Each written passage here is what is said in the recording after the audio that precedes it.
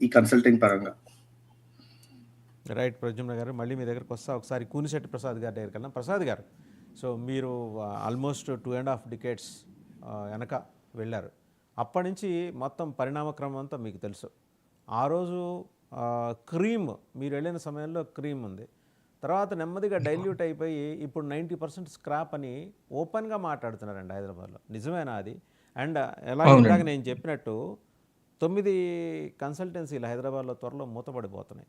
ఎందుకంటే US consulate చాలా సీరియస్గా వాళ్ళకి వార్నింగ్ ఇచ్చింది. వాళ్ళు కరెక్ట్ చేసుకునే పరిస్థితి లేదు కాబట్టి రోగం బాగా ముదిరిపోయిన తర్వాత కాళ్ళు కొట్టేస్తారు. అలా వాళ్ళని దీని నుంచి అంటే మీరు నిష్క్రమించకపోతే మీ మీద లీగల్గా మేము చర్యలు తీసుకుంటామనే దాకా వెళ్ళింది. భారత ప్రభుత్వం కూడా ఇన్వాల్వ్ అయింది. ఒక్కసారి ఈ సినారియో వివరించండి ప్రసాద్ గారు. చెప్తానండి. అసలు కన్సల్టింగ్ ఇందాక కిరణ్ గారు చెప్పినట్టు కన్సల్టింగ్ అనే ప్రాక్టీస్ ఎప్పటి నుంచో ఉంది యుఎస్ లో. 1940s 30s నుంచి ఉంది. డెలైట్ ఇట్లాంటివన్నీ పెద్ద పెద్ద కంపెనీస్ అన్ని కన్సల్టింగ్ చేస్తుంటాయి. అయితే ఈ కన్సల్టింగ్ లో జనరల్ గా అమెరికన్ అంటే ఈ పెద్ద కన్సల్టింగ్ కంపెనీలన్నీ వాళ్ళు ఎట్లా పే చేస్తారంటే 30%, 33% అంటే 3/వంతు కన్సల్టెంట్ కి పే చేస్తారండి. 3/వంతు అంటే మీకు ₹100 వస్తే కన్సల్టింగ్ కంపెనీ ఒక క్లయింట్ కి, for example Delight, IBM Delight అనుకుందాం. ఐబిఎం దగ్గర ఒక ప్రాజెక్ట్ ఉంటే అది డెలైట్ వాళ్ళు మేము ఒక ఎక్స్పర్ట్ ని తీసుకొస్తాము, ఒక ఆ ఎక్స్పర్ట్ కి మీరు మాకు గంటకి $100 ఇవ్వాలి అని అంటే ఉద్యోగస్తుడికి, ఆ ఎంప్లాయీకి $33 ఇస్తారు. అది లెక్క. $33 అడిపిస్తే ఒక $33 అంటే డెలైట్ కంపెనీ నడిపించడానికి వాళ్ళ ఖర్చులు అవుతాయి కదా, వాళ్ళ ఎంప్లాయీస్ పెట్టుకోవాలి కదా.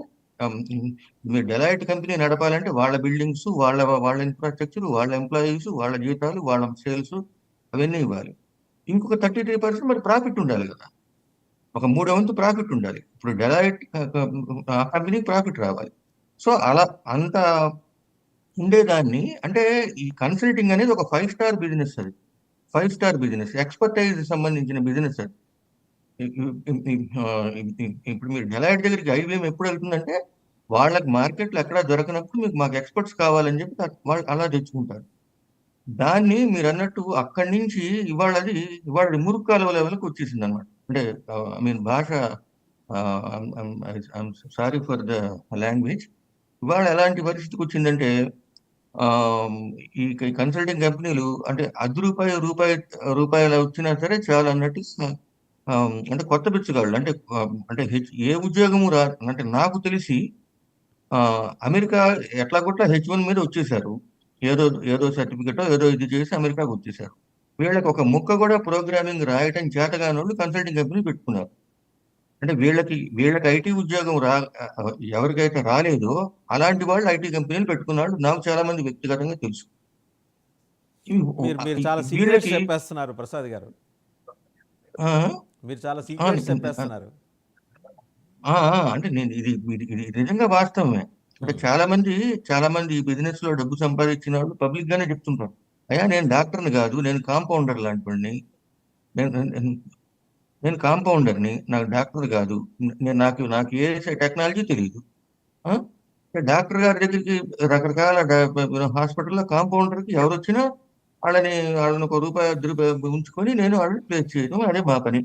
అట్లా ఇది ఇది ఇది యాక్చువల్గా 2000 సంవత్సరం నుంచి మొదలైందండి. ఈ Y2K టైం నుంచే H1B అనేది అంతకు దాదాపు 10 ఏళ్ల క్రితమే మొదలైంది. ఈ 2000 సంవత్సరం వచ్చేసరికి కంపెనీలు Y2K భూమి మూలంగా విపరీతంగా ఎక్కువ మందిని ఇక్కడ తీసుకురావటము, ఆ టైంలోనే కన్సల్టింగ్ కంపెనీలు మొదలైనవి. నిజంగా చెప్పాలంటే I started my company in 2002. 2002లోనే నేను స్టార్ట్ చేశాను. H1B వీసా మీద ఉన్నా కూడా మీరు కన్సల్టింగ్ కంపెనీ పెట్టుకోవచ్చు. మీరు స్టూడెంట్ వీసా మీద ఉన్నా కూడా మీరు కన్సల్టింగ్ కంపెనీ పెట్టుకోవచ్చు. అయితే ఈ విషయాలు చాలా మందికి తెలియవు కనుక వాళ్ళు పెట్టలేదు. ఇవాళ ఎప్పుడైతే ఈ విషయాలు తెలిసినాయో మీరు ఏ వీసా మీద ఉన్నా సరే అమెరికాలో కంపెనీ పెట్టుకోవచ్చు. అయితే ఏంటంటే ఇప్పుడు మీరు